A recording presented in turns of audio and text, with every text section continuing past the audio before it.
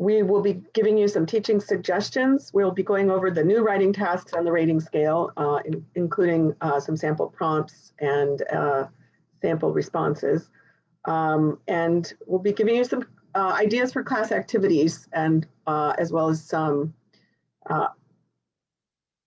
suggestions for using activities in your any online format that you may be using. We are all still very much immersed in that. So we have a couple of polls to get us started.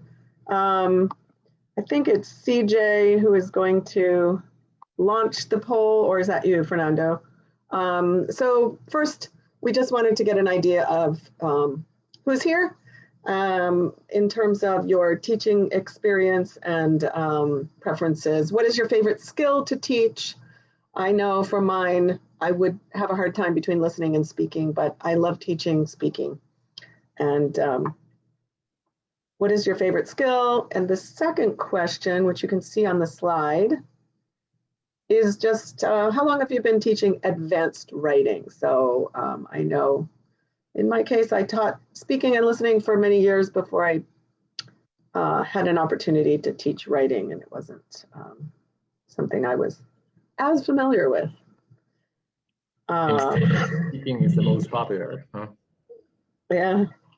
Yeah, it does look that way. We're a bunch of talkers. I think maybe it goes with, it's a self-selected group, language teachers. So while you're finishing up those, I think I'll turn it over to Fernando, and we'll come back to those answers in just a minute. But Fernando is going to talk about what C2 level writing looks like. Right. So good morning, everybody. Officially, it's great to see so many names and many participants from all over the world. It's a pleasure to be with you today. Here comes the next. Oh, these are the results of the poll. So the speaking was the first choice for almost all of you. 39% prefer to teach speaking, and reading and writing are second place there. That's great. And most of you, oh, this is the second question that's coming up. So ECPE, as you well know, is mainly focused on C2 level on the Common European Framework. So one of an important starting point for us would be to review what C2 level students can do this in terms of writing in particular. So let's go over this quickly and see how this affects the ECPE writing task. At the C2 level, students are expected to produce clear, smoothly flowing, complex reports, articles, or essays which present a case. As you can see, reports, articles, essays in this case. They can write engaging descriptions of experience in a style that is appropriate to that particular gender. They can provide an appropriate and effective logical structure to make their arguments. They can set out multiple perspectives on complex academic or professional topics, clearly distinguishing their own ideas from the opinions of those from those in the sources. So that's a critical aspect as well for the revised ECPE task and the rubrics as well. The aspect separating, analyzing multiple perspectives on a certain topic, and also differentiating that from their own ideas and opinions. They also show good command of a very broad lexical repertoire, including idiomatic expressions and colloquialisms. So all these different areas define what the tasks will elicit for the ECPE writing in particular, and how the rubrics were set up as well to evaluate these particular areas of writing at this advanced C2 level on the CEFR. So the writing task, as you know by now. Fernando, can we share really briefly the second poll answers? It's as we expected. Yeah. So 73% of you have been teaching advanced writing for more than 5 years. And we have a few who are newbies, but most of you have at least 1 to 5 years. So it's great to know. We have crowd of very wise professionals and Yes, we do. knowledgeable Yes. in the field. So we hope to hear from you soon also about other ideas and suggestions about how to keep improving writing. We have a few ideas in mind to stay in touch with all of you as well. So the writing task for the revised writing task for ECPE, in all cases, will elicit written performance that is asking students to evaluate multiple viewpoints. They have to analyze those different perspectives from different sources, analyzing a topic from different angles, but also they need to express their own opinion. They have to clearly identify what they would do, what they would suggest, what they would recommend in a certain case. There are three possible formats for this writing task. They can write an essay, they can write an article, or they can write a proposal. We'll get into more details about that in a minute. They will have 45 minutes to complete this task. And they are also provided with three sources from which they are expected to include at least one of them as part of their writing. So let's look at an essay, for example. This is what, move this. This is the prompt that we would see for the essay prompt, for an example of an essay prompt. These prompts will always start with a claim. Social media has allowed people to connect from around the world. That's presenting the topic, the main theme that they're going to talk about, and the claim that they will have to refer to. Then the prompt is followed by a question. What positive and negative impact might this have? So this is eliciting the different points of view, different alternatives, different things that they have to analyze. It's followed by the instruction for the task itself. They have to write an essay addressing that topic about social media allowing people to connect from around the world, and analyzing those positive and negative aspects, and also explain what they think about that topic. It ends with the same source instruction as part of the prompt, asking them to include at least one piece of information that is, we'll see an example now, that is provided above the prompt during the writing test to support their response. So this is an example of an article prompt. Teachers in your school plan to use a popular social media platform for class activities. This is a situation that is presented for them to analyze. Then we elicit different viewpoints that are going to be analyzed as well. Some teachers and students are excited about this, but others are not. So this is the conflicting part and the different points of view that they have to analyze. The task is to write an article for the school newspaper on the effects of forcing teachers and students to use social media for classwork and your opinion about it. Again, this is, they need to write an article for that particular audience on the topic that was mentioned before, analyzing those different points of view and including their own opinion about it. And at last, they have the same source instruction asking them to include one piece of information that was provided to them. The third task is the proposal. This is more specific. It begins with a situation again, as in this case, a local company wants to allow its employees to make decisions about their working hours and create their own schedules for coming into the office. It's followed by a proposition of both viewpoints. Some people at the company think that this is not a good idea. So they're asked to write a proposal to the president of the company, evaluating the different options and explain what you think about that should be done. So this is again directed at one particular person, the president of the company. So it's defining the audience for their proposal. They have to evaluate those different options that were presented before, and they have to make a recommendation. They have to explain their point of view about what should be done. At the end, it includes the same source instruction to include one piece of information. So test takers will always receive two options for that particular prompt for the writing test. They will always have the option of an essay, and they can have either an article or a proposal. So they will be presented for a certain, with information about a certain theme, and followed by 2 different prompts. The sources will apply to either of those options. And obviously there are many similarities between the different forms of writing. They can choose one or the other. It's totally up to the students.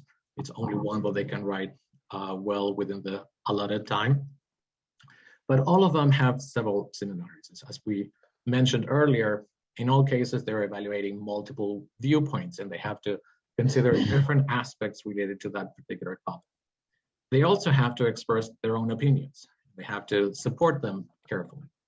From the sources that are provided, the 3 possible sources, we'll see an example in a minute, they have to include at least one of them as part of their argument, integrating that information into their writing. They can do it in different ways, but those 3 things are critical. As going back to the C2 level descriptions, those are important skills that they need to demonstrate at this advanced level of written proficiency. There are some differences in relation to the different prompts, and that's why they have different options to see what might be the best for them to include to choose for their particular test. The audience is slightly different in the different tasks.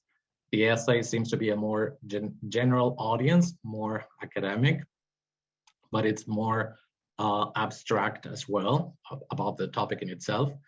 The article is, the audience for the article is more specific. It's the group, the high school. In this case, the previous one, they were writing an article for the school newspaper, is the people that will be affected by that particular situation, and it's eliciting some kind of reaction from them. The proposal is aimed in that previous case to the president of a company.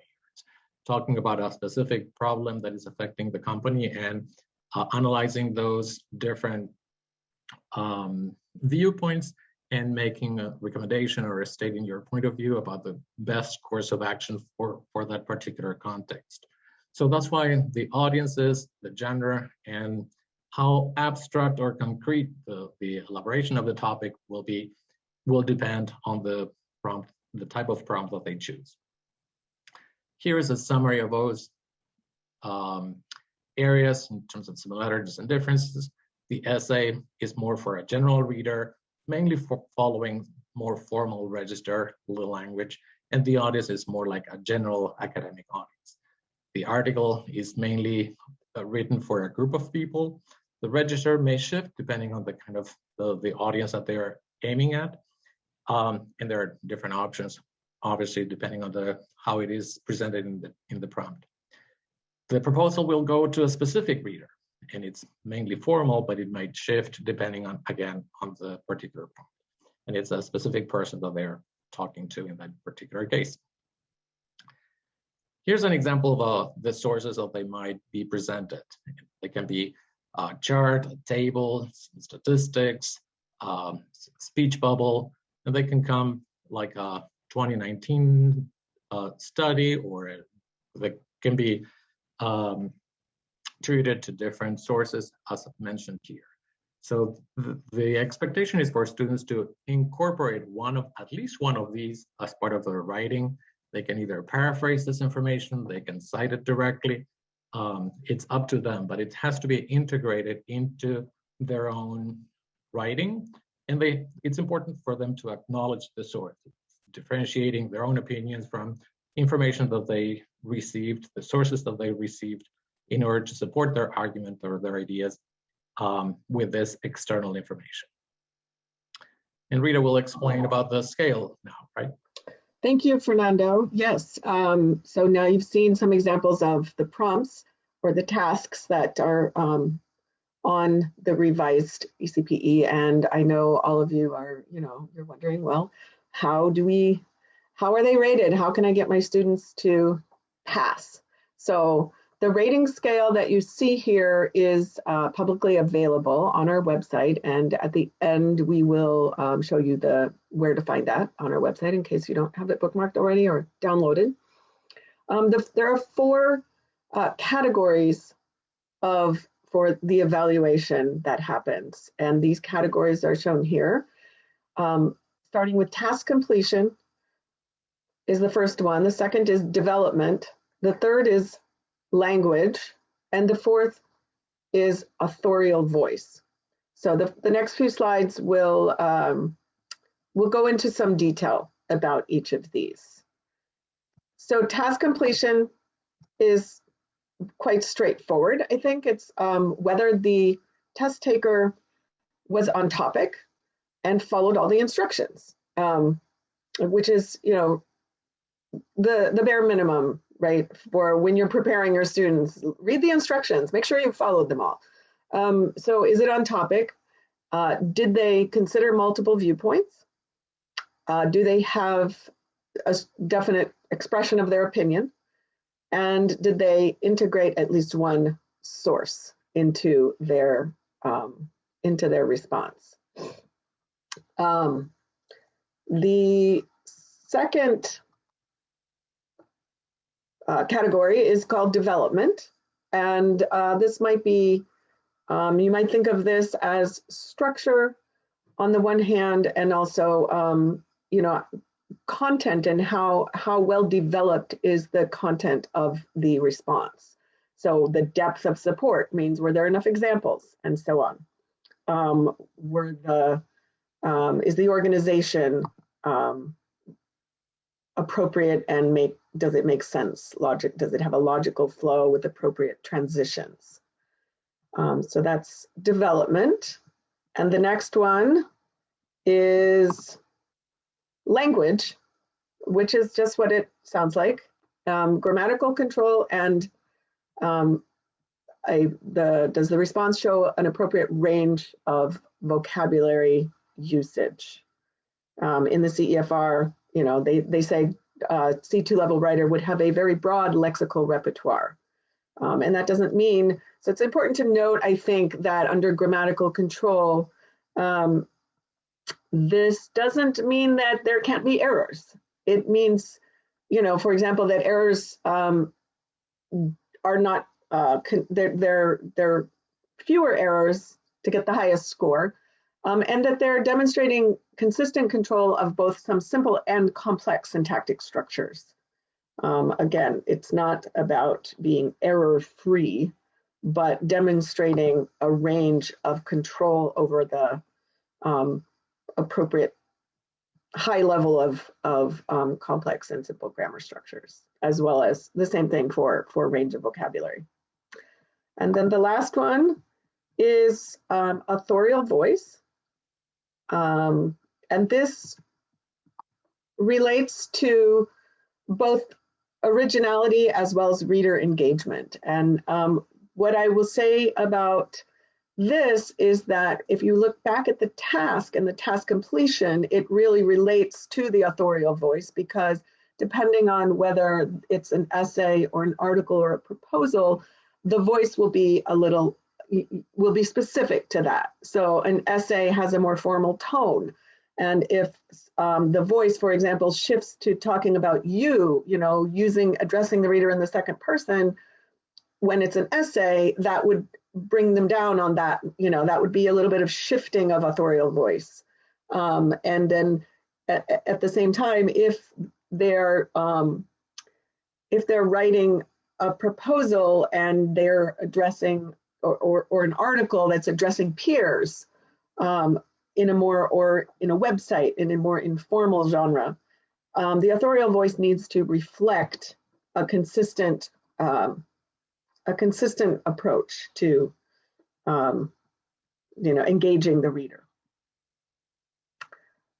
So that is the sort of fire hose run through of the tasks and the rating scale. Again, much of this is available in previous recorded webinars, as well as other material on our website. So if I would encourage you, if you still have questions about those details, please, take advantage of the resources that are there. Ask questions if you don't know where to find those things as well. We're going to move on now. I was looking at some of the questions, Rita, and I wanted to clarify that there was a question about whether all students get the option of an essay. Yes, the two options that they get once the topic is presented is either an essay and a proposal, or an essay and an article. So the essay will be always present as one of the options, and they can choose between an essay and an article, or writing an essay or a proposal. Both will be slightly different in terms of the task that is expected, the audience, the genre that they will use. So they have two options in that case, that they can choose the one that is best for them, or that they feel more confident with. But they always have the option of an essay. Yes. Yeah, I think that's important. That's right, because it's probably the more familiar of the three genres. And so, if people, if students need that kind of consistent comfort zone, they can just be assured they will always have the option to write the essay. One more point about the difference between the, and Fernando, you may have already said this, but just to reiterate, if you did, with the essay, the response is going to be, and the topic will be a little more abstract. With the proposal, it is almost always very much more concrete. It's very, proposing something specific. With the article, it's somewhere in between. There are possibilities, but it tends to be more abstract, less abstract than the essay. So again, the article may be somewhere in the middle between the abstract concrete. All right. The article, as in this example, was more about an article for the school newspaper. So it's mainly affecting that particular group. It's not a general audience, all ages, all groups. It's more like that particular context, and that has to be present, demonstrated through the entire article.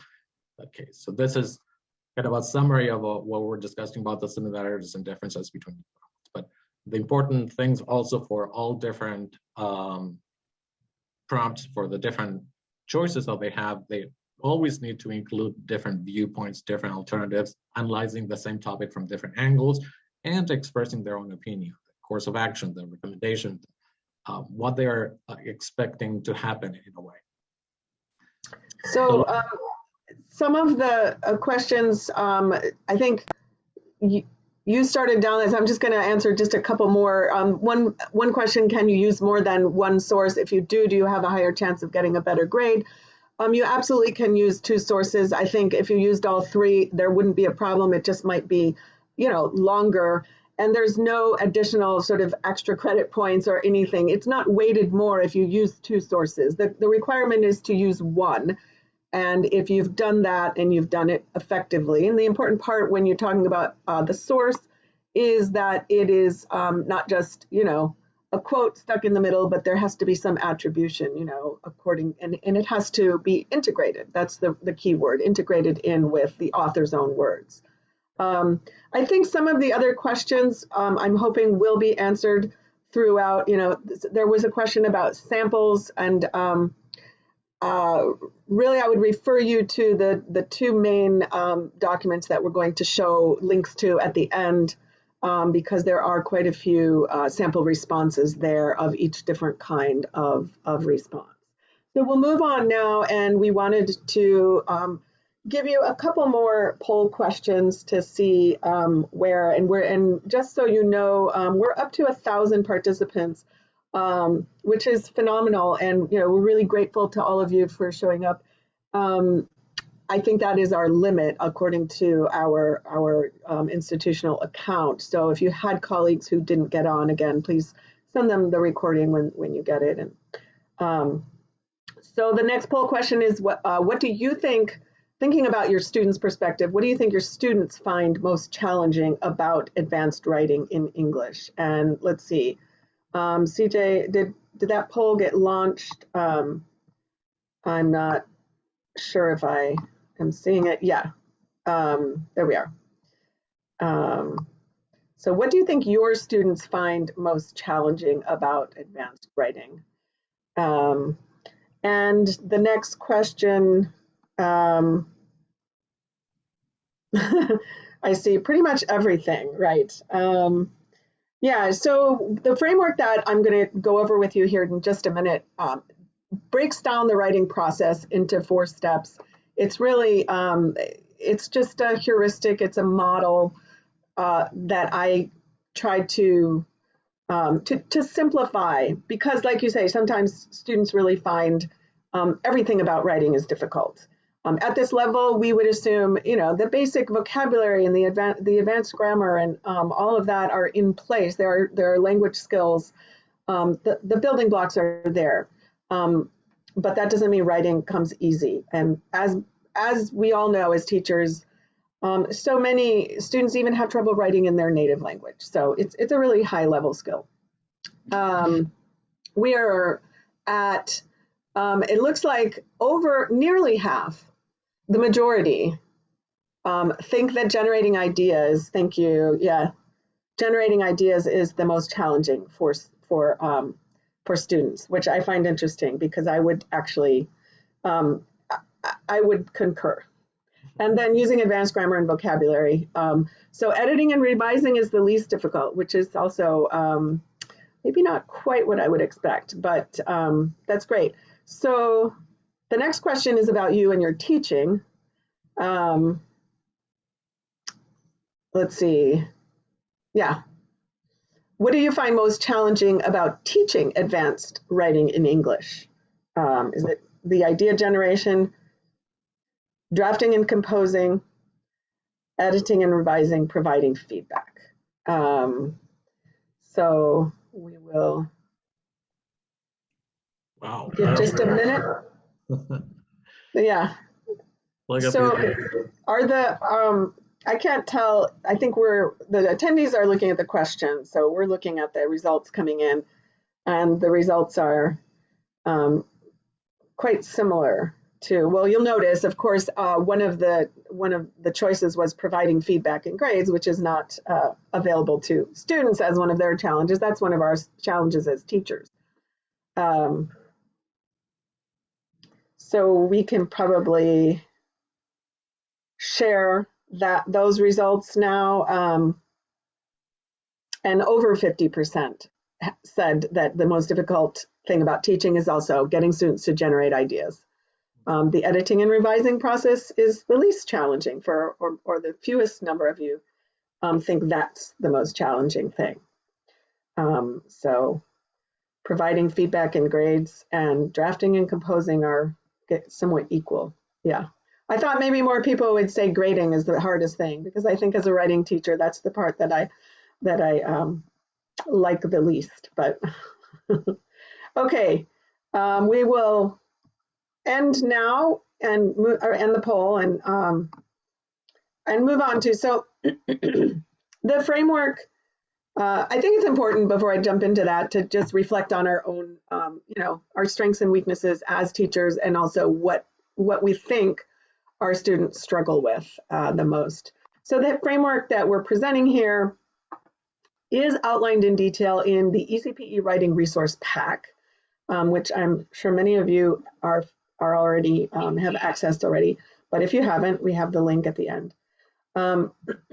It starts with sort of the first stage is read and analyze. And why is that? Because, you know, reading isn't necessarily writing, but in order to write something, you have to know, it's a receptive skill that comes first in language. We have to help students understand the genre and be able to analyze what they are reading, because that's what they're going to try to reproduce.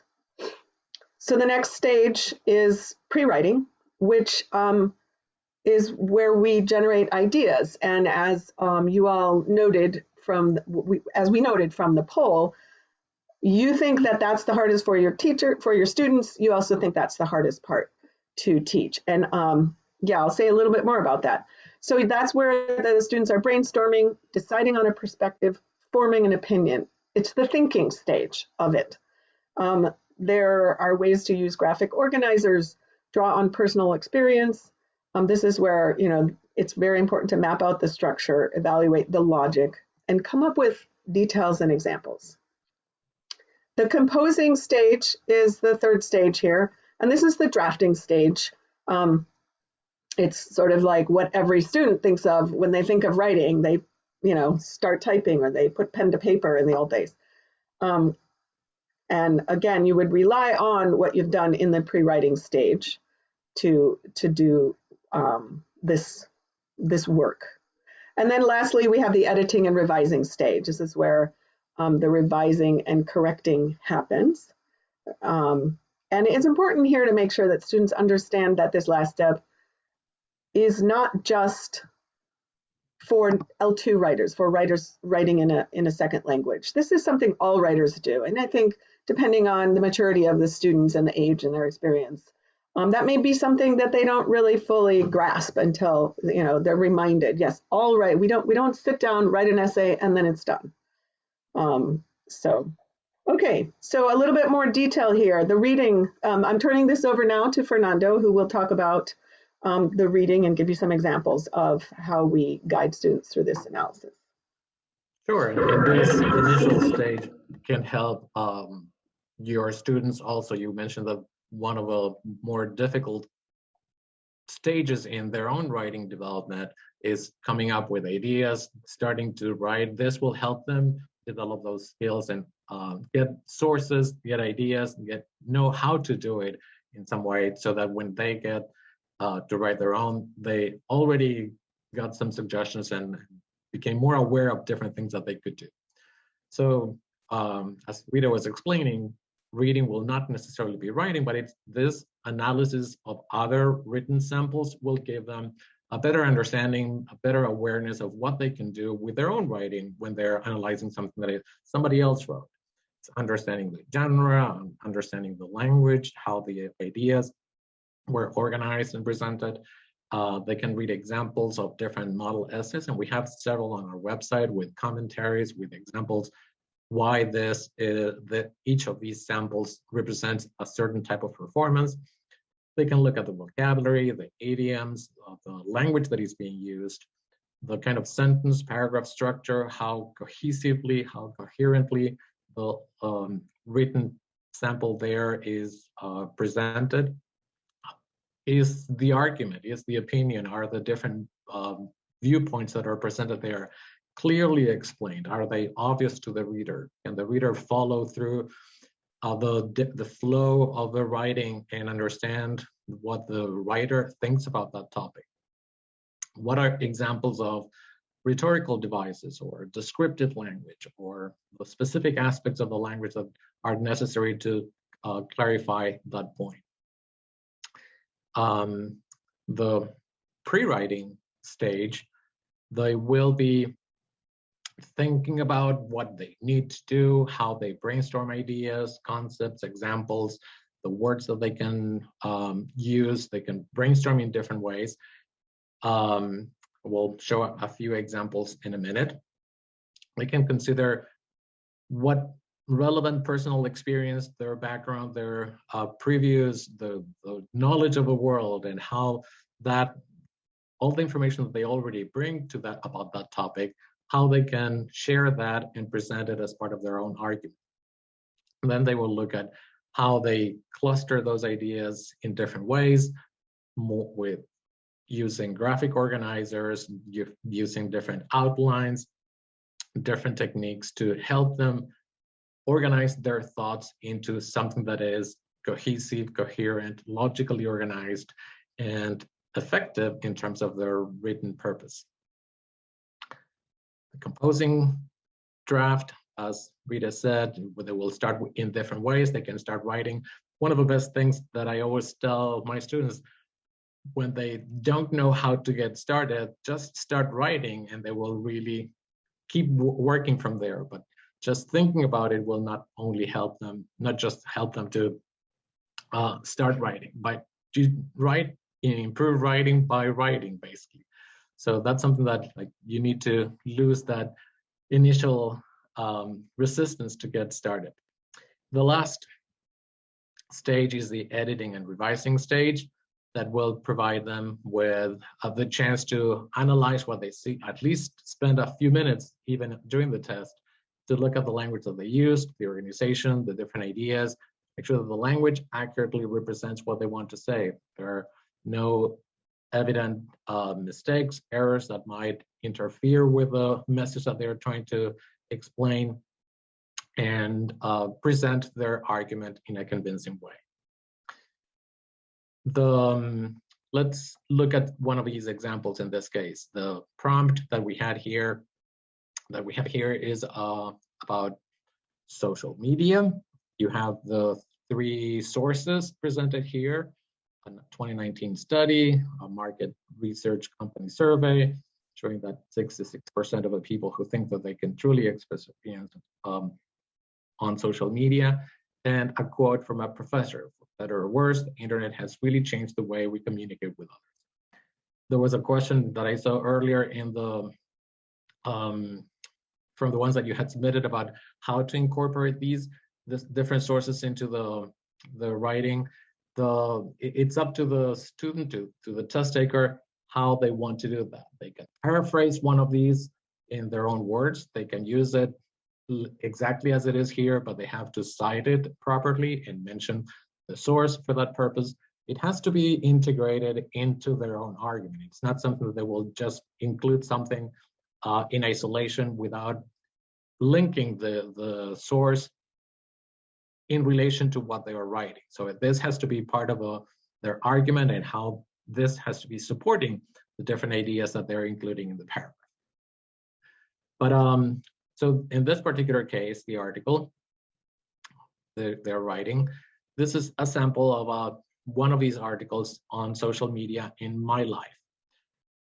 So the student, we can read parts of this, but we'll get to an activity to relate to this in a minute.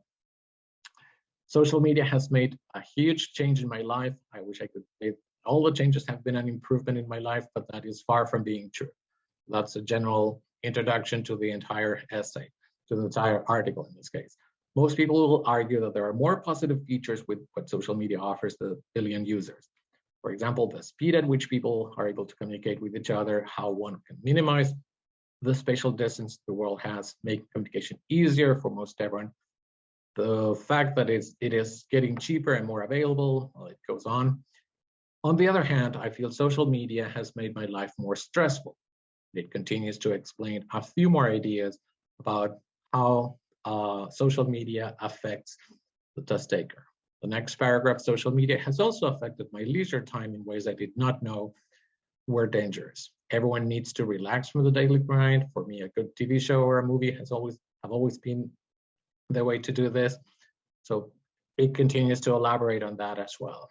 As Tim Wither said, for better or worse, the internet has really changed the way we communicate with others. I feel that it has made my life a roller coaster of emotions each day. I need to learn to live with it because it is here to stay. So as you see in that last paragraph, the writer included the source from one of the sources that was mentioned earlier in his concluding message. So an activity that could be presented to students to work on the analysis of that particular written sample, they can get this chart, or they can do it to work by themselves, to do it in groups, to do it as a class, with different activities that are related to that particular written sample. So beginning with the first one, what is the main argument that the author is trying to make here? If they can just fill in that information, they can search for that information, read, analyze that article, and identify where that information is presented and how it is expressed. They can also identify supporting arguments. What are the reasons that are given for that particular main argument? What are the transition words or phrases that are being used? What is the descriptive language that is used? Details that are used to support those arguments? What is the vocabulary, the phrases? Does the writer use a range of appropriate vocabulary? Are there any errors that could be improved? So when you're discussing this with students in the class, they can be, you can either present it to the whole class, you can give that chart for students to fill in, to work on that by themselves, to work in groups. It's up to you, obviously, how you're going to implement it, something like that. But the first one that we mentioned was identifying one sentence that summarizes the writer's main argument. For the second case, the second question here, there were 3 positive features of social media as examples in the second paragraph. Fill in the sentence to describe those. So what has social media has made communication what? There are 3 things that are mentioned there. And in that particular sample, it talks about social media, the speed, easier, cheaper. Those would be the pieces of information, the details that that particular task is asking about. And the last one is, can you think of additional examples that the writer could use in that sense that are not mentioned there? So asking them to go beyond what they find here and identify other details, other potential arguments and examples to support their ideas here. The next one is the next question that we had from that particular task. What are the negative aspects of social media that the writer lists? Can you think of additional negative aspects as well? So this is one of the paragraphs where that information was included. Negative aspects was more stressful, corrupts my dreams, asking, I feel that they are, might be asking, offering something, and he or she's feeling left out in some way. So what are the different, they can identify some of this information presented here already, but they can also be asked to think of additional aspects that are not mentioned here. So stretching that idea and trying to identify more supporting information that they could use. So it's helping them go beyond what they read here and go feel how they would have to react in front of this topic and what else they could be describing or explaining and analyzing in relation to that particular topic. The final 2 sentences of the essay use the word it 3 times. How can you change it, replace it, modify it, revise that to make it stronger in a way, to explain that in a better way? So that is, for that conclusion, they might have run out of time, they might be trying to finish everything, they don't have time to do it properly. It's analyzing it when they are not doing the test and looking at this sample in this case and how the impact that the essay has with when it's written in this way to close the entire article in this particular task helps them become more aware of how they can express themselves and the kind of language that they can use to close that paragraph more efficiently. So moving on to the next part, Rita. So before we move on, I just wanted to answer very quickly. Somebody asked a question about what mark this particular sample got. And this is one of the ones in the writing resource pack. And those samples that are presented there, the sample responses were not actually given a numerical rating per se, but this was rated quite highly. This would have passed for sure. And I chose this one because I thought it was exemplary. And one of the points I will make too about that is that final sentence is asking students to that analysis of, you have 3 uses of it, and can you make this stronger by changing 1 or 2 of those to a noun, or rewriting the sentence. Even a really good essay still often has some room for improvement, and I think that's the point where when you get to the analysis with students, practicing that skill is helpful. It's not that this particular sentence would have detracted from the score in this case. So that's all I wanted to say about that. So moving on, the stage 2 is the pre-writing stage. So, you do the analysis and the reading so they know what the genre is. They know the expectations. They've seen some examples of what other people have done. And then okay, they have to find a topic, you provide prompts or they find prompts, or you have, whatever materials you are using.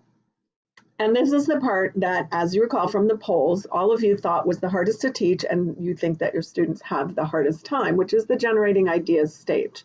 So I like to frame this stage as the stage that is about teaching students to think, because one of the turning points for me as a teacher was, as a teacher of writing, was when I realized, you're not just teaching this mechanical skill of stringing sentences together to make paragraphs and whatnot. You're teaching skills of analysis and thinking, and I think once you start shift the perspective there, it's helpful. So brainstorming is, that can be done individually or as a group, but obviously it's just generating ideas. Some of them won't stick, some of them will be rejected, but just start by generating ideas. The forming an opinion or perspective, what do you think about this? Make sure it's an opinion that you can support.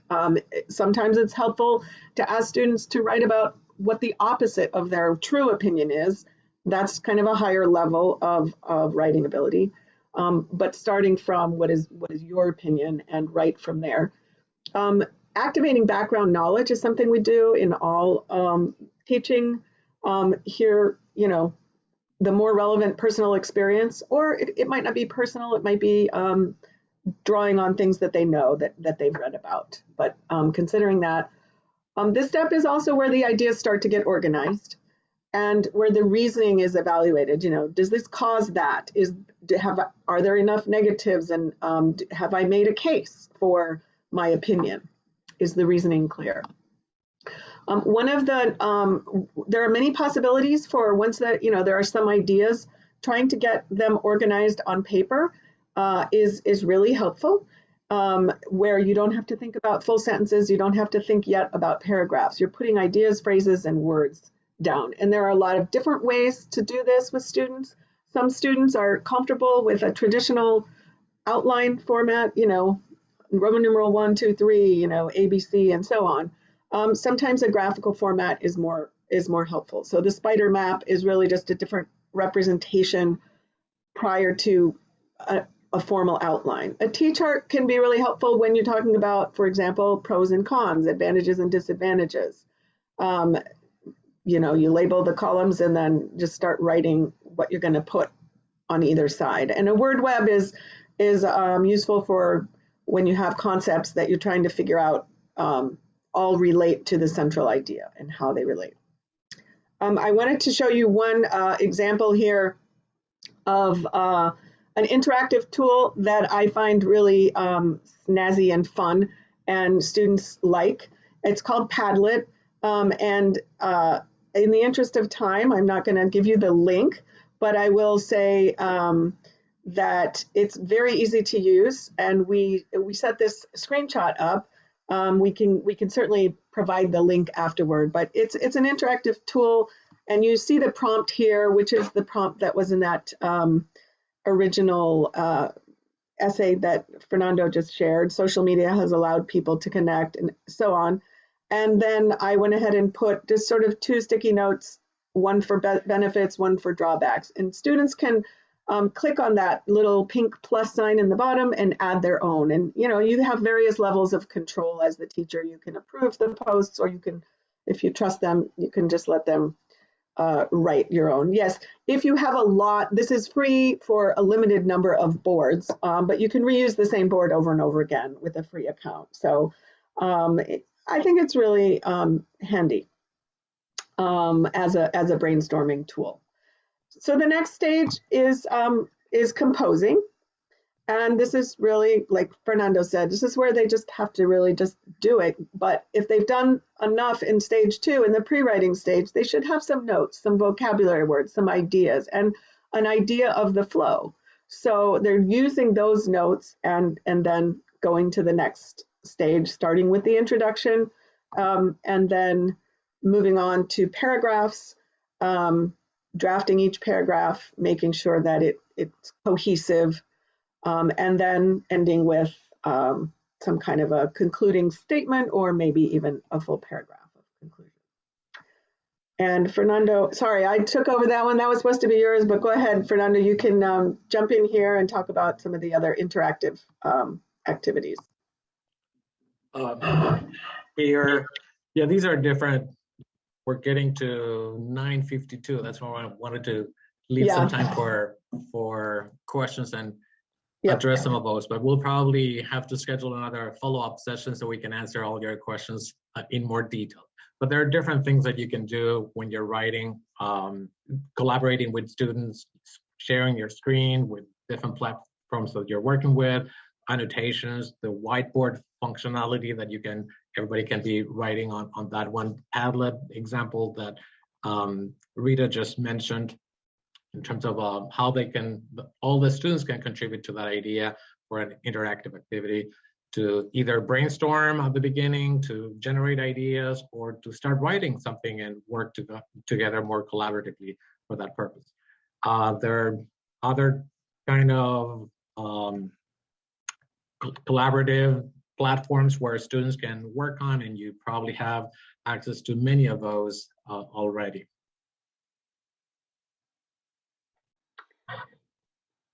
Okay, so the editing and revising is the final stage. And as I mentioned, I think the most important thing from a big picture perspective is to make sure students don't skip this stage and they understand that it's part of the process. It's not because they're being punished or something. You know, it really is how you make your writing better. And of course, in a test situation, there's often not that much time to edit and revise. So they have to practice it with and get to that point where it becomes sort of second nature, and the editing and revising is how they become better writers. The test itself, of course, sure, if you're planning well, you know, you have your last 5 to 10 minutes to go back and do some revision as well, even on the test. I think we'll jump ahead to that final slide, Fernando, where it's about just the general test preparation tips, and then maybe we'll have almost 5 minutes for questions, or you know, we can stay on a little bit longer too. I think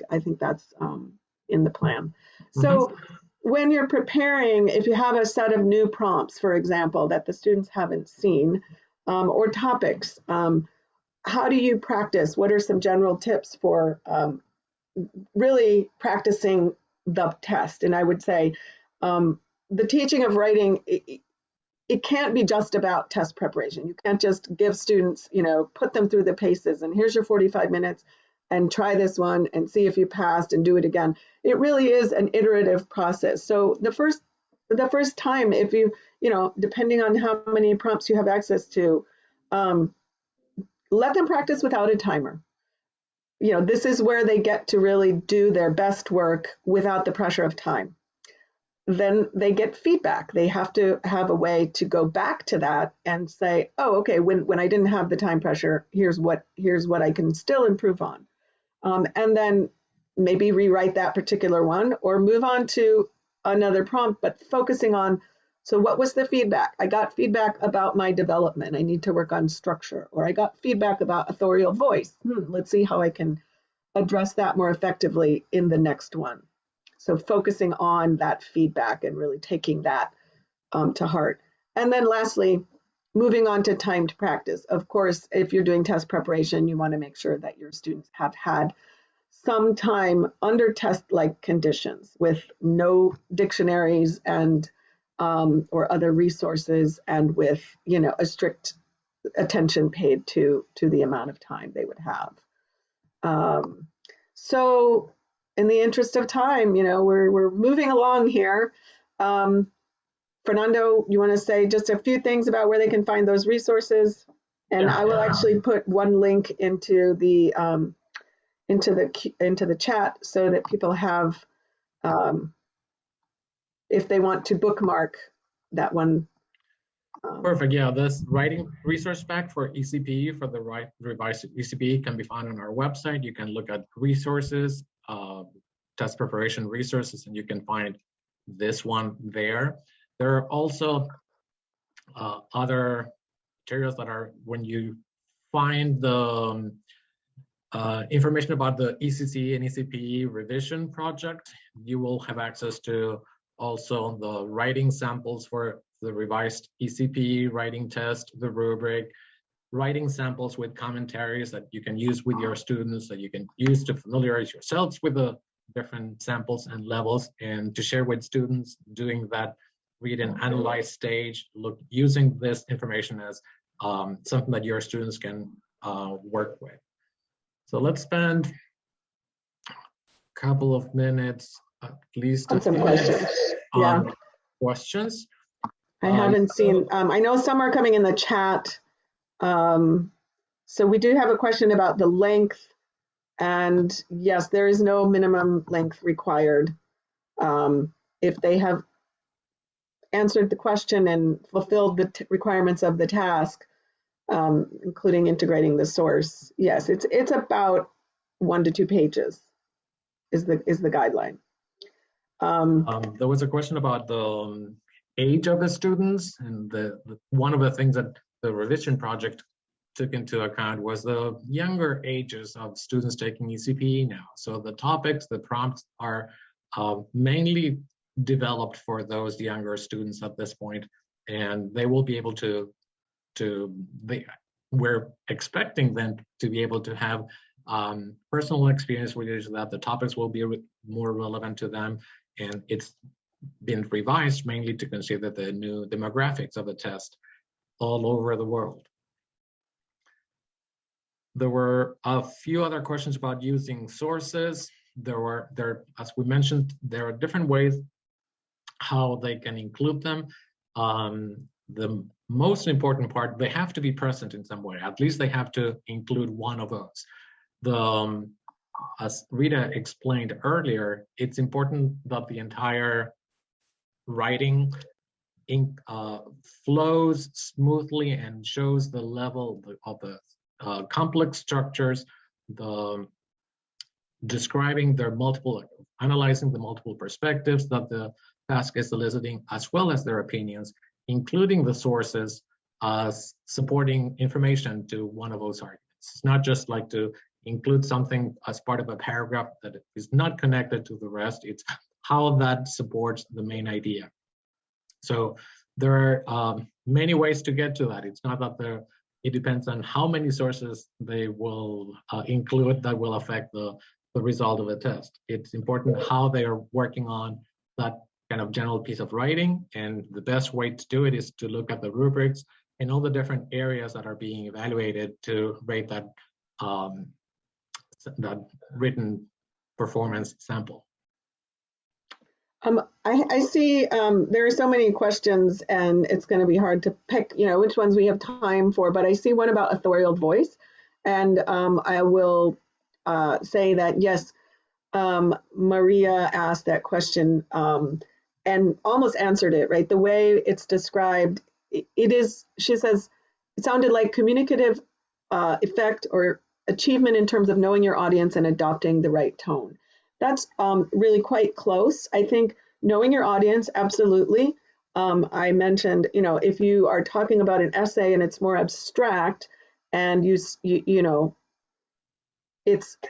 you suddenly are shifting from third person to second person, that would be an example of not using authorial voice effectively. Because you're not talking to a specific reader. In the same way, if you start out and it's a proposal and you're writing to, say, the principal of a school, and you're addressing them in the second person or personally to one person, and then you shift, So yes, and tone register is part of authorial voice for sure. It registers sort of overlaps with some of the other categories a little bit, but definitely if the voice is too informal for the task, or vice versa, if it's too formal, then that would not be. I see several questions about the structure for a proposal, and there are questions about whether subheadings are required, and the answer is no.